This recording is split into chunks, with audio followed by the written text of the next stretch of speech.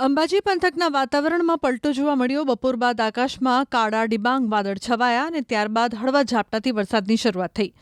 લાંબા સમયની રાહ જોવડાવ્યા બાદ સામાન્ય વરસાદી ઝાપટું થતાં સ્થાનિકોને અસહ્ય ઉકળાટ અને ગરમીથી રાહત મળી। જો કે વરસાદ પાછો ખેંચાયો હોવાથી અંબાજીમાં વેપારીઓએ 3 જુલાઈ 2026ના રોજ બજારોએ સ્વયંભૂ બંધ પાડવાનું નક્કી કર્યું। સ્થાનિક લોકો વનભોજન કરીને મેઘરાજાને રીઝવશે તો મહાદેવજીના મંદિરોના ગર્ભગૃહમાં પાણી ભરીને શિવજીને પ્રાર્થના કરવામાં આવશે। સામાન્ય રીતે રાજ્યમાં 15 જૂનથી વરસાદી માહોલ બંધાય છે, પરંતુ લાંબા સમયથી વરસાદ ન પડતા આખરે અંબાજીના નગરજનો મેઘરાજાને પ્રાર્થના કરી રહ્યા છે।